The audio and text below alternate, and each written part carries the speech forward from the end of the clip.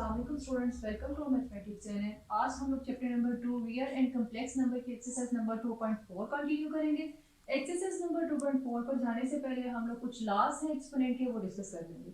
हमारे पास first law given है a raised to power n into a raised to power n। यहाँ पे अगर देखिए हमारे पास इन दोनों की बेस सेम है, ठीक है। अगर दो ऑब्जेक्टिव टर्म्स की बेस सेम हो, सेंटर में मल्टीप्लाई हो, तो हम लोग क्या करते हैं, बेस को सिंगल टाइम लिख के जो उनके एक्सपोनेंट होते हैं उनको ऐड कर देते हैं, ठीक है। अब सेकंड लॉ है हमारे पास a raise to power m divide by a raise to power n।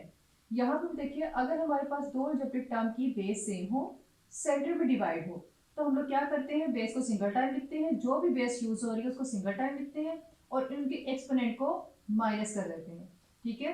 First law था उसमें मल्टीप्लाई आ रहा तो एक्सपोनेंट ऐड होते हैं, अगर हमारे पास डिवाइड हो रही हो तो हमारे पास एक्सपोनेंट माइनस होते हैं।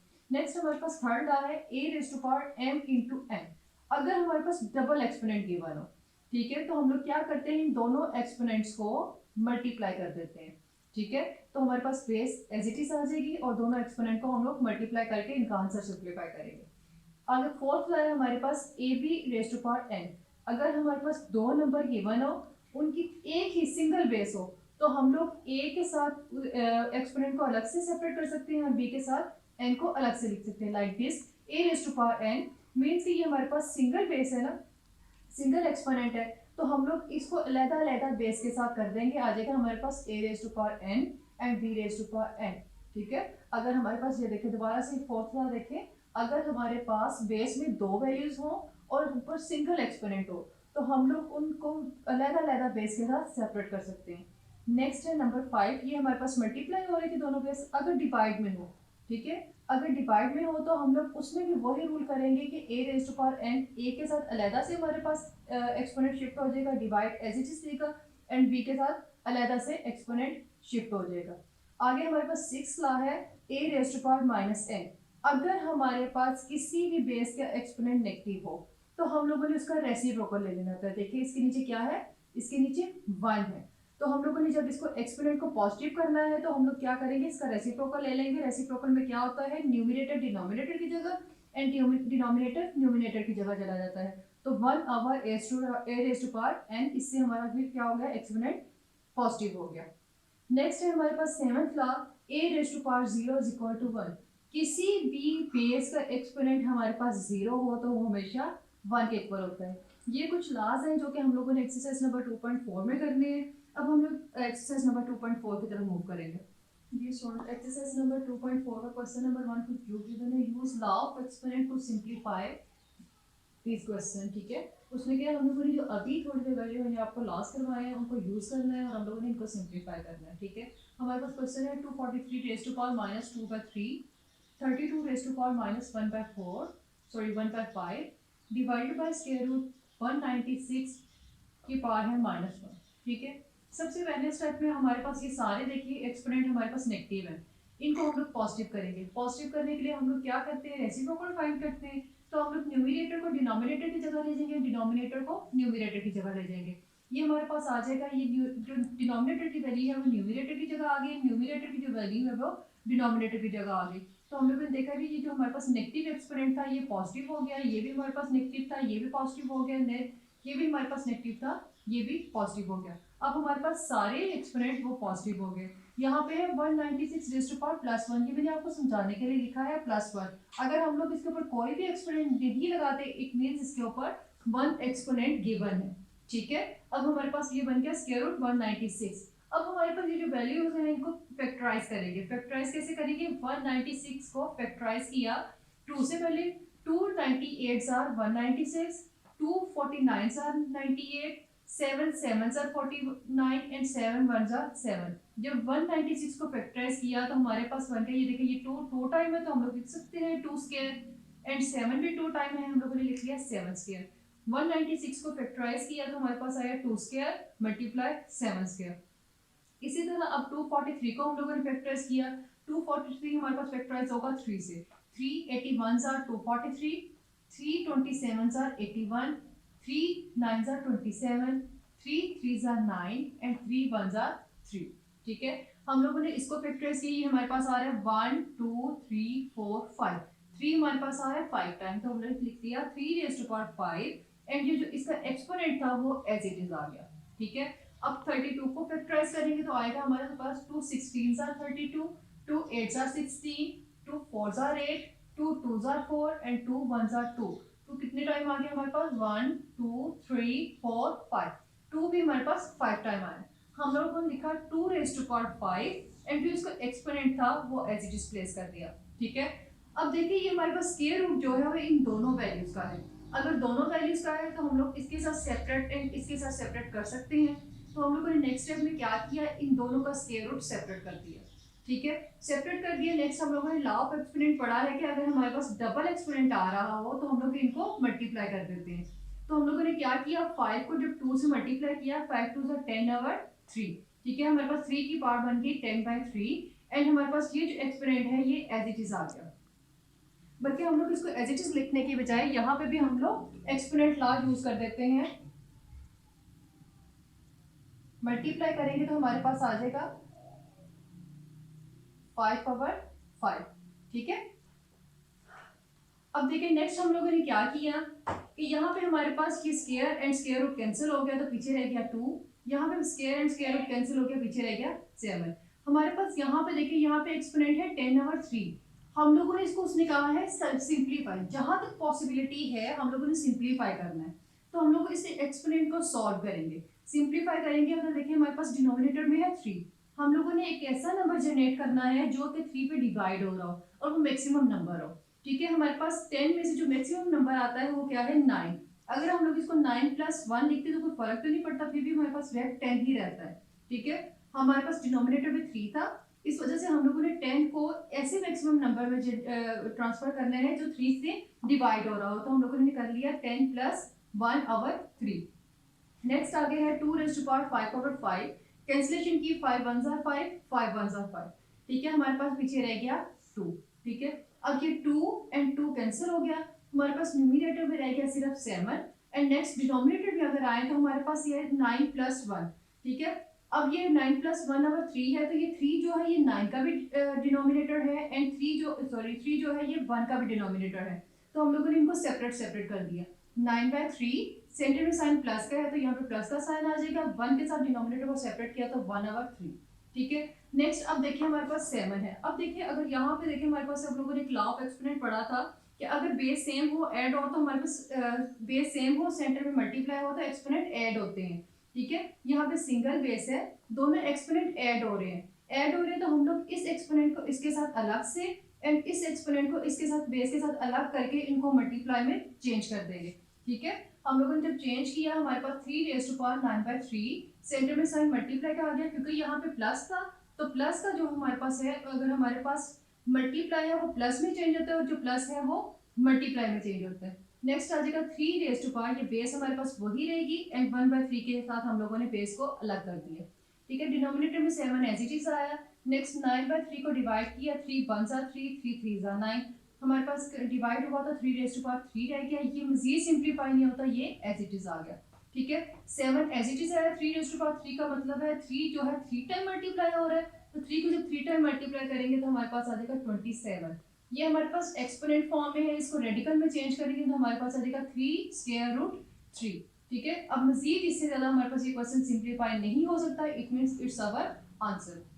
यू अब हम लोग क्वेश्चन नंबर 2 की तरफ, इसके सेकंड पार्ट की तरफ मूव करेंगे। इसका क्वेश्चन नंबर 2 है 2 × x raise to power 5, 5 y raise to power -4 × -8 x raise to power -3 and y raise to power 2। उसने कहा इसको सिंप्लीफाई करना है, हम लोग नंबर को नंबर के साथ एंड सेम वेरिएबल को सेम वेरिएबल के साथ मल्टीप्लाई करेंगे। इस तरह हमारे पास 2 मल्टीप्लाई होगा -8 के साथ। ठीक है, इस तरह x raise to power 5 multiply होगा x रेज़ टू पावर -3 से, हमारे पास ये टर्म्स आ जाएंगी। Next y raise to power -4 and y square multiply हो जाएगा तो ये आ जाएगा। ठीक है, अब हम लोगों ने 2 को जब 8 से मल्टीप्लाई किया, 2 × -8 तो -16 आ गया। अब देखिए ये दोनों बेस सेम है, सेंटर में मल्टीप्लाई है, तो हम लोग एक्सपोनेंट को क्या करेंगे, ऐड करेंगे। ठीक है, हम लोगों ने एक्सपोनेंट को बेस को सिंगल टाइम में लिखा एंड एक्सपोनेंट को ऐड कर लिया। इसका एक्सपोनेंट है 5, सेंटर में साइन है प्लस का एंड नेक्स्ट हमारे पास एक्सपोनेंट है -3। इसी तरह y के साथ हम लोग करेंगे, y के दरमियान में देखें दोनों में बेस सेम है, सेंटर में मल्टीप्लाई है, तो एक्सपोनेंट को ऐड करेंगे तो हमारे पास आ जाएगा y, यहाँ पे इसका एक्सपोनेंट है -4, सेंटर में प्लस का साइन आएगा एंड यहाँ पे आ जाएगा 2। अब हम लोग इनकी ब्रैकेट्स को ओपन कर देंगे, -16 एज इट इज आया x, नेक्स्ट आएगा हमारे पास 5 प्लस माइनस -3। इसी तरह हम लोगों ने ये भी पैटर्न यहाँ पे किया, y raise to power -4 plus 2। अब इनको सिंगल एक्सपोनेंट में चेंज करना है, इनको सॉल्व करेंगे। -16 x raise to power x के ऊपर क्या रह गया 5 - 3 2 एंड y के ऊपर क्या रह गया y रेज़ टू पावर -2। ठीक है, यहाँ पे -4 एंड +2 है। जब दो वैल्यूज के साथ साइन डिफरेंट हो हम लोग सब्ट्रैक्ट करके बड़ी वैल्यू का साइन यूज करते हैं। अब अगर इसमें देखें -16 x square y raise to power -2 में हमारे पास ये जो y है इसका एक्सपोनेंट नेगेटिव है। ठीक है, जिसका एक्सपोनेंट नेगेटिव हो उसको हम लोग न्यूमरेटर या डिनोमिनेटर में चेंज कर लेते हैं। ये हमारे पास एज अ न्यूमरेटर है, इसको जब हम लोग डिवाइड में नीचे डिनोमिनेटर में फॉर्म में लेके जाएंगे तो इसका एक्सपोनेंट पॉजिटिव हो जाएगा। लाइक दिस हमारे पास -16 and x square as it is रहेगा। जब y जो है y रेज़ टू पावर -2 ये जब डिनोमिनेटर में शिफ्ट होगा, क्योंकि इसके नीचे 1 है ना, जिसके नीचे कुछ नहीं होता उसके नीचे 1 होता है, तो जब ये हमारे पास डिनोमिनेटर में मूव करेगा तो y की पावर +2 जो है वो पॉजिटिव हो जाएगी और ये हमारे पास इसका आंसर आ जाएगा। यहाँ तक आपको क्लियर हो गया। अब हम पार्ट नंबर 3 की तरफ जाते हैं। जी हम नेक्स्ट पार्ट नंबर 3 की तरफ मूव करें। पार्ट नंबर 3 कुछ यू के मैंने x -2 y raise to power -1 and z raise to power -4 over x raise to power 4 y raise to power -3 and x raise to power 0 and इनकी whole power given है -3। हम लोग सबसे पहले step में क्या कर रहे हैं, इस -3 को जो है ये इन सब के पार्ट्स के साथ मल्टीप्लाई कर देंगे। ठीक है, x raise to power -2 multiply -3, ये जो -3 है पहले x के साथ मल्टीप्लाई होगा, then y then z, then फिर हम लोग इसका डिनोमिनेटर में मल्टीप्लाई करेंगे। अब इधर आ जाएगा y raise to power -1 into -3 z raise to power -4 into -3। Divide में हमारे पास गिवन है x रेज़ टू पावर 4, तो हमारे पास आ जाएगा x raise to power 4 into -3 y raise to power -3 into -3 z raise to power 0 into -3। अब हमारे पास ये डबल एक्सपोनेंट फॉर्म आ रही है, डबल एक्सपोनेंट फॉर्म आ रही हो तो हम लोग दोनों नंबर्स को, दोनों एक्सपोनेंट्स को मल्टीप्लाई कर देते हैं। जब मल्टीप्लाई करेंगे तो हमारे पास आ जाएगा x raise to power -2 and -3, जब दोनों को मल्टीप्लाई करेंगे तो आ जाएगा हमारे पास +6। y रेज़ टू पावर हमारे पास आ जाएगा -1 into -3 +3, z raise to power -4 into -3 +12। ठीक है, डिनोमिनेटर में हमारे पास आ जाएगा x raise to power 4 into -3 -12, y की पावर आ जाएगी हमारे पास -3 इंटू -3 -9 एंड c के पावर हमारे पास जब 0 किसी भी नंबर का मल्टीप्लाई होता है तो वो 0 ही आ जाता है। ठीक है, अब हमारे पास यहाँ पे ये सिंप्लीफाई हो गया। अब देखिए हमारे पास x and x base same है, बेस सेम है, सेंटर में डिवाइड है, तो हम लोग क्या करते हैं एक्सपोनेंट को माइनस करते हैं।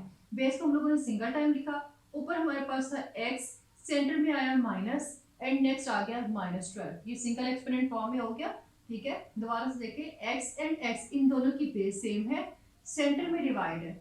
जब हमारे पास बेस सेम हो, सेंटर में डिवाइड हो, तो हम लोग बेस को सिंगल टाइम लिख के एक्सपोनेंट को माइनस कर देते हैं। नेक्स्ट एज इट इज हम लोग y के साथ करेंगे, y रेज़ टू पावर यहाँ पे 3, सेंटर में आएगा माइनस, नेक्स्ट ये आ गया 9। अब z है, z का क्या आ जाएगा 12, नेक्स्ट इधर आ गया -0। सिंप्लीफाई करेंगे हमारे पास x raise to power 6 plus minus minus +12, y raise to power 3 -9, z raise to power 12 -0। Simplify किया, x रेज़ टू पावर हमारे पास आ गया 18, y की पावर आ गई -6 एंड z की पावर आ गई 12। अब देखिए यहाँ पे x, ये जो y है इसका एक्सपोनेंट नेगेटिव है, तो इसको भी हम लोगों ने पॉजिटिव करना है। ऊपर डिनोमिनेटर में जो पॉजिटिव वैल्यूज है वो एज इट इज रहेंगी, x raise to power 18 and z raise to power 12, ये एज इट इज था, एंड y जो है डिनोमिनेटर में चला गया तो y रेज़ टू पावर +6 हो गया। अब हमारे पास सब सारे एक्सपोनेंट पॉजिटिव हो गए हैं और इससे ज़्यादा ये मजीद सिंप्लीफाई नहीं हो सकता। अब हम लोग पार्ट नंबर 4 की तरफ मूव करेंगे। पार्ट नंबर 4 गिवन है 81 raise to power n into 3 raise to power 5 minus 3 raise to power 4 and -1 into 243 over 9 raise to power 2 and into 3 raise to power 3। ठीक है, अब 81 है, 81 को अगर फैक्टराइज करें तो हमारे पास आता है 3 raise to power 4 into n जो एक्सपोनेंट वो एज इट इज आ जाएगा। 3 रेज़ टू पावर 5 उसने ऑलरेडी एक्सपोनेंट फॉर्म में लिखा हुआ है, सेंटर में माइनस जो है क्वेश्चन में यूज हो रहा है वो लिखा है, ये टर्म हम लोगों ने एज इट इज लिखी क्योंकि ये हमारे पास सिंप्लीफाई मजीद नहीं हो सकता। नेक्स्ट 243 को जिस तरह हम लोगों ने लास्ट क्वेश्चन में फैक्टराइज किया था तो हमारे पास आया था 3 रेज़ टू पावर 5। डिनोमिनेटर में आ जाए, यहाँ पे 9 है, 9 को हम लोग लिख सकते हैं 3 raise to power 2 and 2 and as it is आ गया। 3 raise to power 3 already exponent form में है, हम लोगों ने इसको इस तरह एक्सपोनेंट फॉर्म में लिख दिया। अब हम लोग इनको जो वैल्यूज हमारे पास सिंगल एक्सपोनेंट में नहीं है, ये वाली वैल्यू इनको सिंगल एक्सपोनेंट में करने लगे हैं। ये आ जाएगा हमारे पास 3 रेज़ टू पावर 4 को जब n से मल्टीप्लाई करेंगे 4n, 3 raise to power 5 as it is आएगा, सेंटर में माइनस, नेक्स्ट ये term, this one as it is. Next इनको सिंगल एक्सपोनेंट में करेंगे तो आ जाएगा 3 रेज़ टू पावर 2 2 जार 4n and 3 raise to power 3। अब जहाँ पे बेस सेम है तो एक्सपोनेंट को ऐड करेंगे। अब देखिए यहाँ पे हमारे पास बेस सेम है, सेंटर में मल्टीप्लाई है, तो इसको सिंगल एक्सपोनेंट, इसको सिंगल हम लोग बेस में शिफ्ट करेंगे तो हमारे पास आएगा 3 रेज़ टू पावर 4n, यहाँ पे प्लस 5 है, ये हमारे पास आ जाएगा। सेंटर में साइन है माइनस का, इनको इसको भी सिंगल बेस में मूव करते हैं, हमारे पास आ जाएगा 3 raise to power 4n minus 1, ठीक है। नेक्स्ट ये वाला 5 इधर एज इट इज आ गया, ठीक है। अब यहाँ पे ये भी बेस सेम है, सेंटर में मल्टीप्लाई है, सिंगल बेस में शिफ्ट करके एक्सपोनेंट को ऐड करेंगे तो हमारे पास आ जाएगा 3 raise to power 4n plus 3। Simplify करेंगे 3 raise to power 4n plus 5, ये सॉल्व नहीं हो सकते, minus 3n 4n 3 raise to power 4n, ये माइनस 1 एंड प्लस 5 सॉल्व होकर हमारे पास आ गया 4n। डिनोमिनेटर में जो वैल्यू है वो एज इट इज आ गई। अब देखिए हम लोगों ने इसको मजीद सिंप्लीफाई करना है जहां तक पॉसिबिलिटी है। हमारे पास डिनोमिनेटर में गिवन है 3 raise to power 4n plus 3। अगर हम लोग ओपोजिट टर्म्स को थोड़ा ब्रेक डाउन करें तो ये इसमें शिफ्ट हो सकती है। कैसे हम लोग करेंगे, बेस हमारे पास एज इट इज आ जाएगी 4n। अब देखिए यहाँ पे 4n यहाँ पे है, यहाँ पे 4n है, लेकिन यहाँ पे 3 है, यहाँ पे 5 है। इसका मतलब है हम लोग 5 को ब्रेक डाउन करेंगे। 5 को कैसे ब्रेक डाउन करेंगे, हमें 3 चाहिए तो हम लोग 5 को 3 प्लस 2 में ब्रेक डाउन कर दिया, माइनस इसी तरह हम लोग इधर 4 को ब्रेक करेंगे, हमारे पास आ जाएगा 3 raise to power 4n plus 3 plus 1। Denominator में वैल्यू एज इट इज रहने दी, ठीक है। अगर बेस सेम हो, हमारे पास सेंटर में डिवाइड हो, तो एक्सपोनेंट अगर ऐड होते हैं तो जो ऐड हो रहे हो उनको हम लोग डबल एक्सपोनेंट में डबल बेस में चेंज करके उसको मल्टीप्लाई में चेंज कर सकते हैं। तो हम लोग क्या करेंगे, 3 raise to power 4n plus 3 को अलग एक बेस बना देंगे एंड 3 रेज़ टू पावर 2 की अलग से बेस बना देंगे, ठीक है। हम लोगों ने किया 3 raise to power 4n plus 3, क्योंकि हमारे पास डिनोमिनेटर में जो वैल्यू है ना वो है 3 raise to power 4n plus 3, तो हम लोगों ने ये वाली वैल्यू बना ली है। तो हम लोगों ने 3 के साथ 4n प्लस 3 की एक सिंगल टर्म बना दी एंड 3 रेज़ टू पावर 2 को हम लोगों ने अलग से कर दिया। ये टर्म हमारे पास सॉल्व होगी, सेंटर में साइन है माइनस का, वो यूज किया। नेक्स्ट अब इधर भी हम लोग 3 के साथ 4n प्लस 3 का एक वाली बेस बना देंगे, सेकंड जो है हम लोग 3 रेज़ टू पावर 1 की अलग से बेस बना देंगे, वो हम लोगों ने कर दिया। अब देखिए हम लोग डिनोमिनेटर में वैल्यू एज इट इज आ जाएगी। अब इन दोनों टर्म्स में 3 raise to power 4n plus 3 common है, इन दोनों टर्म्स से हम लोगों ने बाहर लिखा। अब जब 3 raise to power 4n plus 3 यहाँ से बाहर आ गया तो इधर पीछे क्या रह गया, 3 रेज़ टू पावर 2। सेंटर में साइन है माइनस का, इसको हम लोगों ने कॉमन ले लिया हुआ है, यहाँ पे रह गया 3 रेज़ टू पावर 1। डिनोमिनेटर में जो वैल्यू है वो एज इट इज लिखी। अब देखिए हम लोगों ने क्यों इसको ये सारा प्रोसीजर किया है कि ताकि ये इससे और इससे कैंसिल हो जाए। जब कैंसिल हो गया हमारे पास रह गया पीछे 3 raise to power 2 minus 3 raise to power 1 का मतलब क्या होता है, सिंपल 3, ठीक है। 3 रेज़ टू पावर 2 हमारे पास 9 के इक्वल होता है, माइनस 3, 9 माइनस 3 हमारे पास 6, आंसर आ गया, ठीक है। आई होप क्वेश्चन नंबर 1 आपको कंप्लीट क्लियर हो गया होगा। अब हम क्वेश्चन नंबर 2 की तरफ मूव करेंगे। जी अब हम लोग क्वेश्चन नंबर 2 की तरफ मूव करेंगे। क्वेश्चन नंबर 2 कुछ ब्यूटीफुल है। Short x raise to power a over x raise to power b into a plus b multiply x raise to power b over x raise to power c into b plus c multiply x raise to power c over x raise to power a into c plus a is equal to 1। उसने क्या कहा है कि हम लोग इसको जब solve करते हैं तो हमारे पास आंसर 1 आता है। हम लोग क्या करेंगे, हम लोग लेफ्ट साइड ले लेते हैं, उसको सॉल्व करते हैं। लेफ्ट साइड ली, हमारे पास जो लेफ्ट साइड गिवन थी वो हम लोगों ने लिख ली। अब देखिए बच्चे हमारे पास इसमें यहाँ पे कुछ यूँ पढ़ रहा है, ये हमारे पास बेस सेम है, सेंटर में मल्टीप्लाई है। जब बेस सेम हो, सेंटर में डिवाइड हो, तो हम लोग क्या करते हैं, एक्सपोनेंट को सब्ट्रैक्ट करते हैं। हम लोगों ने बेस को सिंगल टाइम किया और हम लोगों ने इसके एक्सपोनेंट को सब्ट्रैक्ट कर दिया, तो हमारे पास आ गया a माइनस बी एंड ये जो a प्लस बी है वो एज इट इज आ गया। नेक्स्ट है multiply x raise to power, अब यहाँ पे भी बेस सेम है, सेंटर में डिवाइड है, तो हम लोग एक्सपोनेंट को सब्ट्रैक्ट करेंगे, तो बेस को सिंगल टाइम लिखा। नेक्स्ट हमारे पास आ गया b minus C into B plus C. Next अब थर्ड टर्म है, उसको भी हम लोग यूँ करेंगे, x raise to power c minus a into C plus a, ठीक है। हमारे पास यहाँ तक क्लियर हो गया। अब देखिए हम लोगों ने एक फॉर्मूला पढ़ा हुआ है, a square minus B square is equal to a plus B into a minus B. ये अगर हमारे पास a plus B into a minus B, ये a square minus B square इसके इक्वल है तो ये इसके इक्वल है। तो हमारे पास देखिए अगर ये ऊपर एक्सपोनेंट की ये वाली फॉर्म बन रही है, जिसकी राइट साइड पे है ये वाली फॉर्म बन रही है, इसको हम लोग लेफ्ट साइड में चेंज करेंगे। तो हमारे पास आ जाएगा एक्स रेज टू पावर, यहाँ पे है a square a minus b and a plus b. तो हम लोग क्या करेंगे, इसको चेंज कर देंगे a square minus B square में, मल्टीप्लाई एज इट इज आ जाएगा। नेक्स्ट अब सेकंड टर्म है एक्स रेज टू पावर, अब यहाँ पे वेरिएबल जो यूज हो रहे हैं वो यूज हो रहे हैं बी एंड सी। तो यहाँ पे है B minus C into B plus सी, तो ये किस में चेंज हो जाएगा, बी स्क्वायर माइनस सी स्क्वायर में। नेक्स्ट अगर थर्ड टर्म में आ जाए तो एक्स रेज टू पावर हमारे पास क्या आ जाएगा, c minus c minus a and c plus a change हो जाएगा सी स्क्वायर माइनस ए स्क्वायर में। ठीक है, यहाँ पर क्लियर हो गया। अब नेक्स्ट पार्ट में हम लोग क्या करेंगे, यहाँ पे फिर देखिए बेसिस सेम है हमारे पास, इसकी बेस भी एक्स है, इसकी बेस भी एक्स है, इसकी बेस भी एक्स है।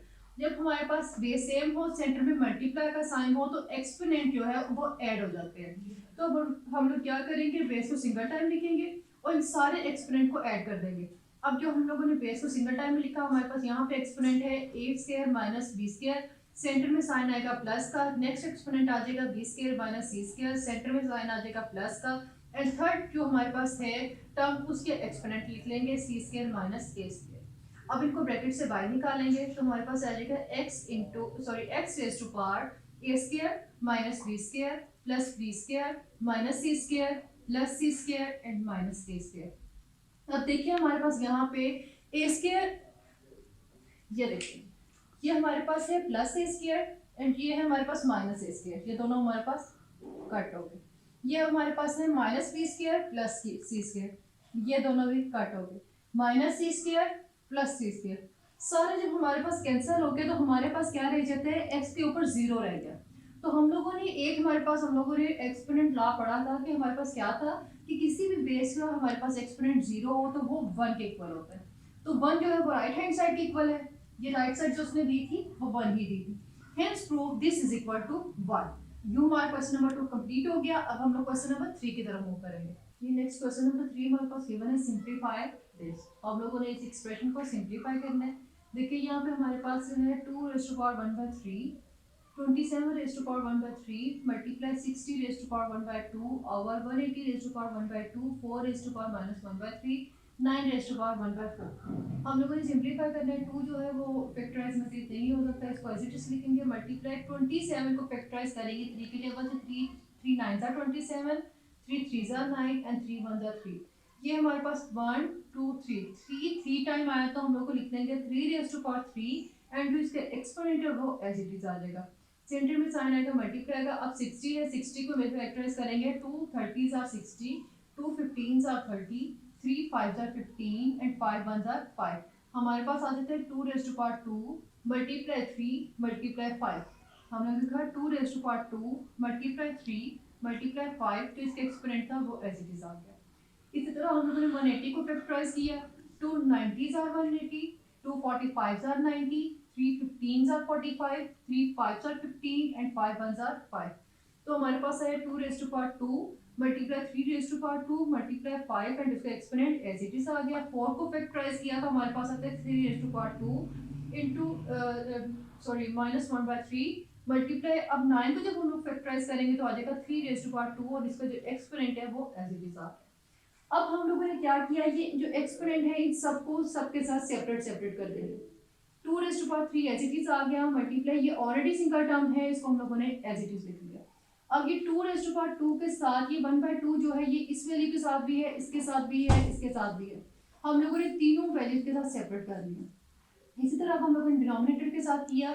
ये जो 1/2 है ये 2 raise to power 2 into 1/2 multiply 3 raise to power 2 into 1/2 5 raise to power 1/2 multiply. Next हम लोग इसको मल्टीप्लाई कर लेंगे, हमारे पास आ जाएगा 2 raise to power -2 1s are 2 over 3। ये आ गया हमारे पास, इसको हम लोगों ने एज इट इज लिख लिया। अब हमारे पास जहां जहां कैंसिलेशन होती है वो कर लेंगे। 2 raise to power 1/3 as it is आ गया, ये 3 एंड 3 कैंसिल हो गया, पीछे रह गया हमारे पास 3। यहाँ पे ये 2 एंड 2 कैंसिल हुआ, पीछे रह गया हमारे पास 2। यहाँ पे 3 raise to power 1/2 as it is आया, 5 raise to power 1/2 as it is आया। डिनोमिनेटर में आ जाएंगे, यहाँ पे हमारे पास एक्सपोनेंट की कैंसिलेशन होती है, 2 एंड 2 कैंसिल हो जाएगा, पीछे रह जाएगा 2। यहाँ पे भी 2 एंड 2 की कैंसिलेशन हुई, पीछे रह गया 3। 5 raise to power 1/2 as it is आया, 2 raise to power minus two by three as it is आया, एंड यहाँ पे जब कैंसिलेशन की 2 1 जार 2 2 2 जार 4 कैंसिलेशन करेंगे तो पीछे हमारे पास रह जाएगा 3 रेज़ टू पावर 1 बाई 2। देखिए नेक्स्ट अब हम देखें 2 रेज़ टू पावर 1 बाई 3, ठीक है, ये एज इट इज रहेगा, ये 3 से कैंसिल होगा, ये 2 से कैंसिल हुआ, ये 5 raise to power 1 by 2 5 raise to power 1 by 2 से कैंसिल हुआ, 3 raise to power 1 by 2 and 3 raise to power 1 by 2 से कैंसिल हुआ। पीछे हमारे पास कौन कौन सी टर्म रहेगी? ऊपर हमारे पास न्यूमरेटर में रह गया 2 raise to power 1 by 3 and denominator में रह गया 2 raise to power minus 2 by 3। अब देखिए यहाँ पे बेस सेम है, सेंटर में डिवाइड है। जब बेस सेम हो, सेंटर में डिवाइड हो, तो एक्सपोनेंट को हम लोग क्या करते हैं, सिंगल फॉर्म में लिखते हैं। बेस को हम लोगों ने सिंगल फॉर्म में लिखा और एक्सपोनेंट को हम लोग क्या करते हैं, सब्ट्रैक्ट करते हैं। ठीक है, ऊपर वाली वैल्यू का एक्सपोनेंट था 1 बाई 3, सेंटर में आया माइनस, एंड सेकंड वैल्यू हमारी सर्किट एक्सपोनेंट है माइनस 2 बाई 3। ठीक है, यहाँ दोबारा से बता रही हूँ, जब हमारे पास बेस सेम हो, सेंटर में डिवाइड हो, तो हम लोग बेस को सिंगल फॉर्म में लिख के एक्सपोनेंट को सब्ट्रैक्ट करते हैं। ठीक है, हम लोगों ने बेस को सिंगल फॉर्म में लिखा और एक्सपोनेंट को सब्ट्रैक्ट किया। नेक्स्ट हम सॉल्व किया है, हमारे पास 2, यहाँ पे 1 बाई 3 एज इट इज आ जाएगा, माइनस माइनस प्लस 2 बाई 3। हमारे पास दोनों फ्रैक्शन फॉर्म है, जब फ्रैक्शन फॉर्म में प्लस या माइनस हो तो एलसीएम लेते हैं, तो हमारे पास आ जाएगा 2 रेज़ टू पावर, यहाँ पे एलसीएम है 3, ऊपर आ गया हमारे पास 1 प्लस 2। ठीक है, हमारे पास आ गया नेक्स्ट 1 प्लस 2 को सॉल्व किया, 3 ओवर 3 एंड 3 को कैंसिल किया तो पीछे रह गया 1।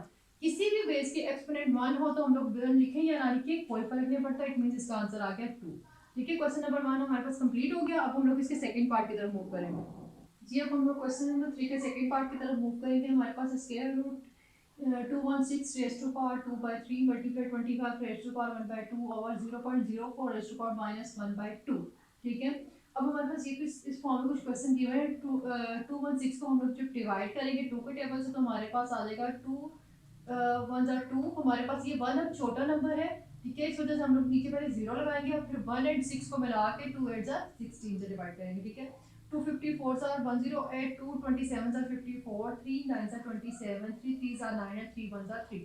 जब फैक्टराइज किया तो हमारे पास आ गया 2 raise to power 3 multiply 3 raise to power 3, क्योंकि ये 2 भी 3 टाइम है एंड 3 भी 3 टाइम है, तो हम लोग लिख लेंगे इसको 2 raise to power 3 multiply 3 raise to power 3 and ये जो इसका एक्सपोनेंट 2 बाई 3 था वो एज इट इज आ जाएगा। नेक्स्ट मल्टीप्लाई 25 को फैक्टराइज करेंगे तो हमारे पास आ जाएगा 5 raise to power 2 into 1 by 2।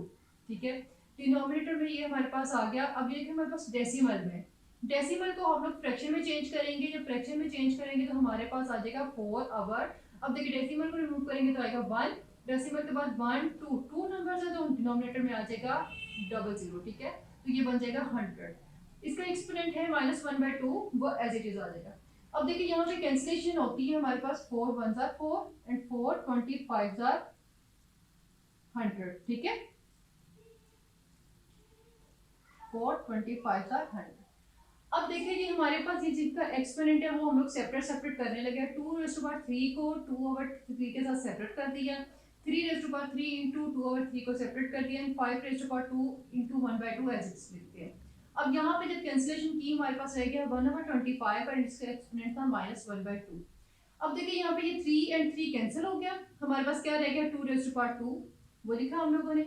Next 3 and 3 cancel हुआ, पीछे रह गया 3 रेज़ टू पावर 2, वो लिखा हम लोगों ने। यहाँ पे 2 एंड 2 कैंसिल हुआ, पीछे हमारे पास रह गया 5। ठीक है, अब डिनोमिनेटर में हम लोग क्या करेंगे 25 को फिर से फैक्टराइज करेंगे तो हमारे पास आ जाएगा 5 raise to power 2 1 as it is देगा and exponent as it is देगा।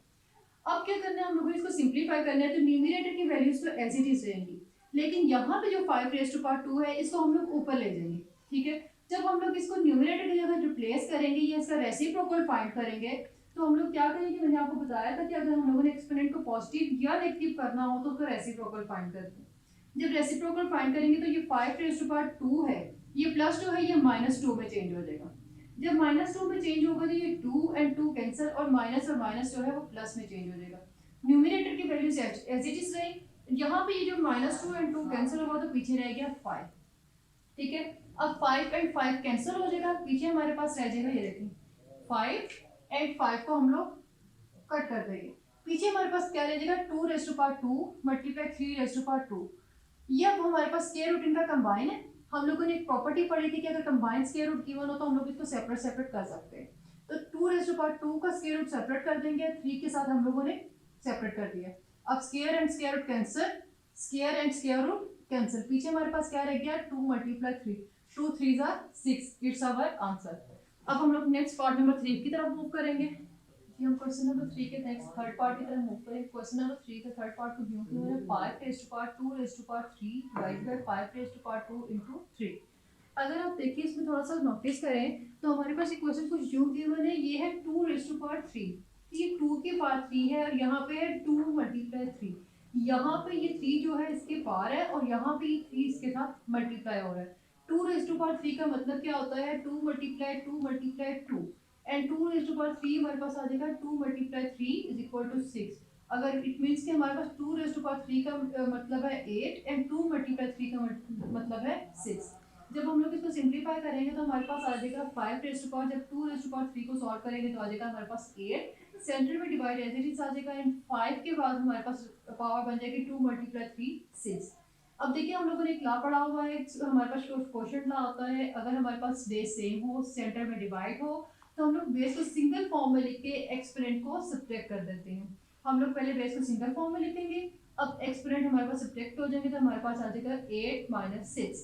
ठीक है, अब हम लोग एक्सपोनेंट को सॉल्व करेंगे तो हमारे पास आ जाएगा 5 raise to power 2। 5 raise to power 2 का मतलब होता है 5 multiply 5 and it means 5 raise to power 2 हमारे पास आ जाएगा 25।